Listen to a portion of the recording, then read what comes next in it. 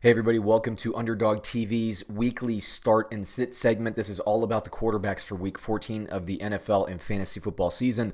This is winner go home time. For most of you, playoffs have started this week. For others, you're trying to win this week so you can get into the playoffs next week. So let's just go ahead and dig in. Once again, we're talking quarterbacks. We're going to go game by game. And just to explain, what I do is I do daily fantasy analytics. They're all available for free. If you want to get in contact with me, just comment in the video. I'm happy to talk with you and get you those analytics. But weekly, I grade basically my top 12 as starts, and then I have a number of fringe players who, if you don't have any other options, I'll say they're a fringe start. And if I say they're a sit and you start them, you're taking your own fantasy life into your hands. But now let's get rolling here. We're starting with Dallas versus Chicago, and we will go in order from there. Dak Prescott, I have as a fringe start. If he's your only quarterback, I think you can play him. I think you can expect 2 touchdown passes, which playoff time, you're probably going to want 3, right? But I think Dak Prescott, you could do worse, you could do better. Mitch Trubisky, do not start Mitch Trubisky under any circumstances. I know the Dallas defense has given up some points as of late, and yes, I've noticed that Mitch Trubisky is starting to hit Allen Robinson and Anthony Miller with greater frequency, but I want to see for Chicago's offense, I want to see Tariq Cohen involved more, especially in the passing game. They're not really getting him involved. I don't think that this Chicago Bears offense is going to score many points on a struggling Dallas Cowboys defense. I think the Cowboys will match up well. They'll put one of their good cornerbacks on Allen Robinson, and then take their chances trying to have David Montgomery or Tariq Cohen beat them on the grounds. And that doesn't help Mitch Trubisky. So, once again, Mitch Trubisky is a sit. Dak Prescott, fringe start. I like some of the receivers more than I like Mr. Dak Prescott. And remember, Chicago's defense is only giving up about 17 points per game. But the Dallas Cowboys offense is scoring 25. So, you basically expect Dallas to score, maybe you think in the low 20s there. Now, next game on the list, Baltimore versus Buffalo. Interestingly, because I like both of these defenses, my computers project both Lamar Jackson and Josh Allen as sits. But I'm not a stat geek entirely. I think you override those stat projections, and you, of course, roll with Lamar Jackson if he's your quarterback. Now, if you're in a position where you got Lamar Jackson in your draft, low, and you have a really good other quarterback, maybe you try to play that matchup game. But the dude's going to pass 1,000 yards rushing this season.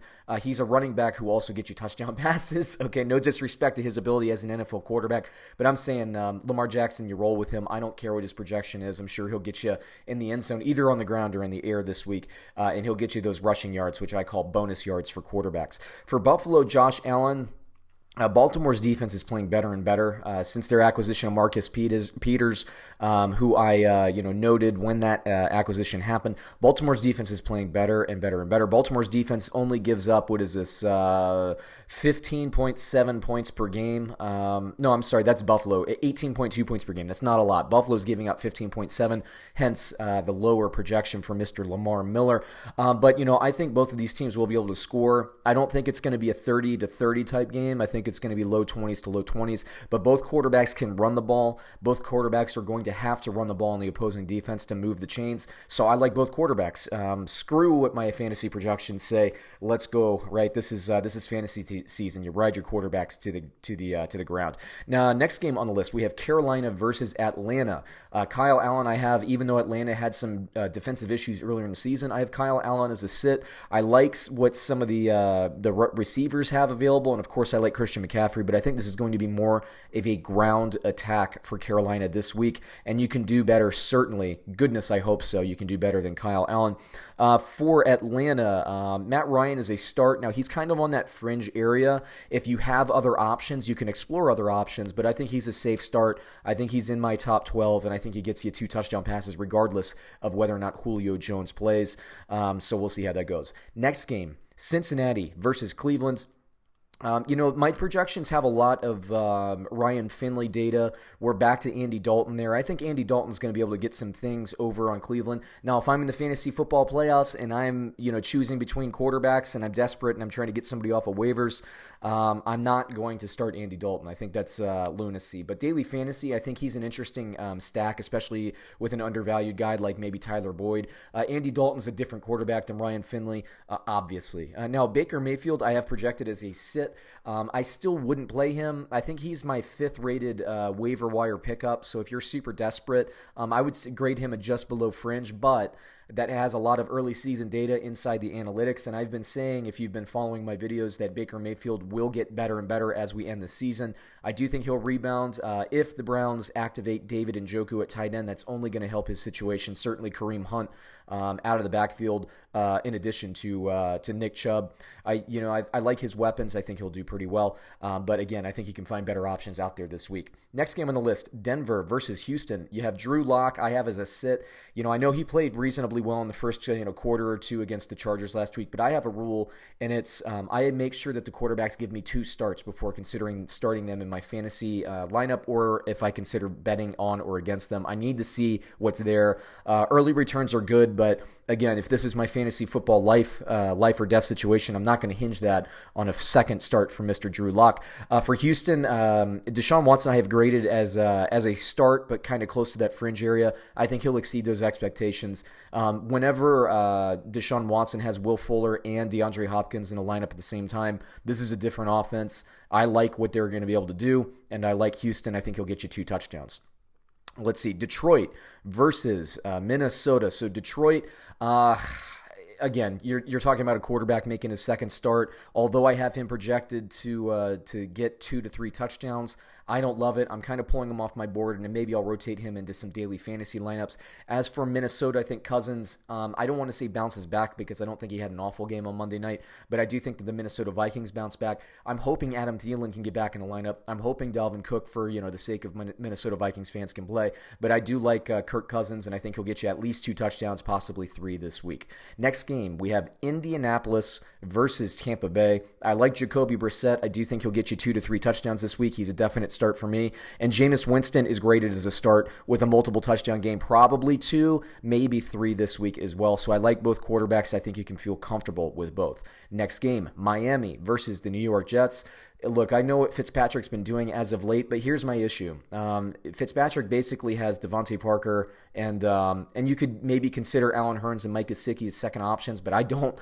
He's not going to put up 30 points every week. I don't like Ryan Fitzpatrick in fantasy football. I like him maybe in daily fantasy football, but not if my playoff lives are in his hands. I just don't like it.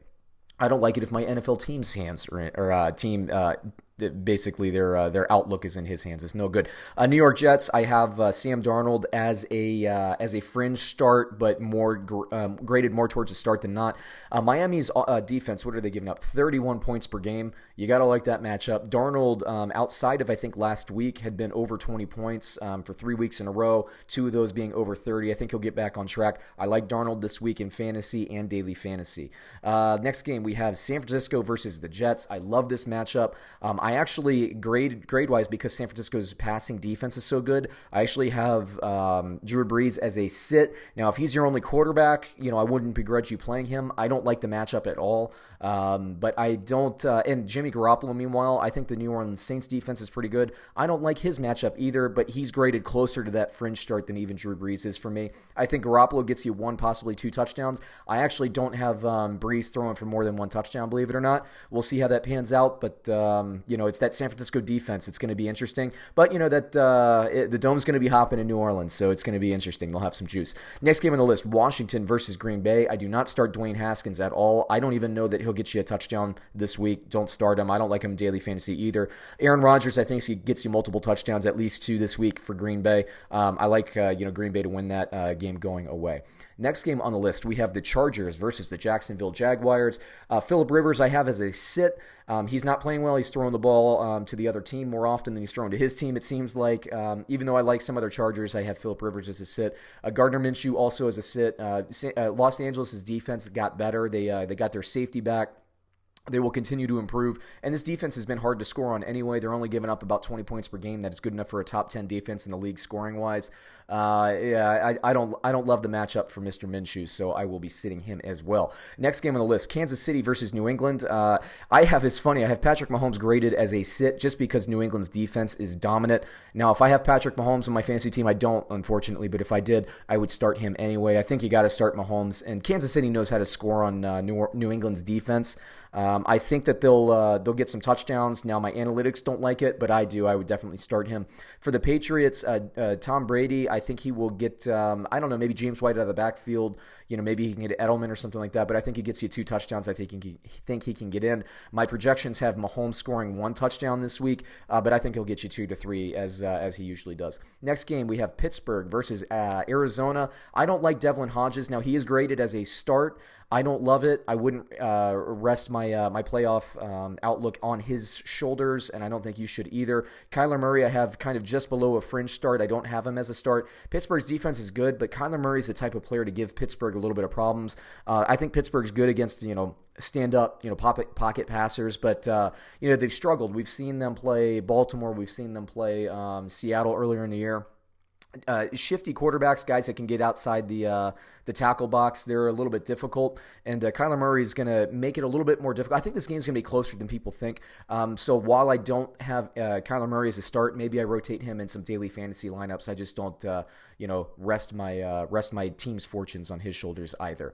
Next game, we have 3 left. It's Tennessee versus Oakland. Ryan Tannehill I have as a definite start and at least 2 touchdown passes. Derek Carr I have as a tough sledding this week. I do think this will be a competitive game. In my opinion, I actually think this game is a play-in game for the AFC playoffs. Yes, I know neither team is in pole position for either or any of those wild card spots, but I like both teams. But I do think Derek Carr has a tough week against this Tennessee defense, and I think Oakland will try to attack Tennessee through the run primarily. So I am sitting Derek Carr and have him projected about 1 or 1.25 touchdowns.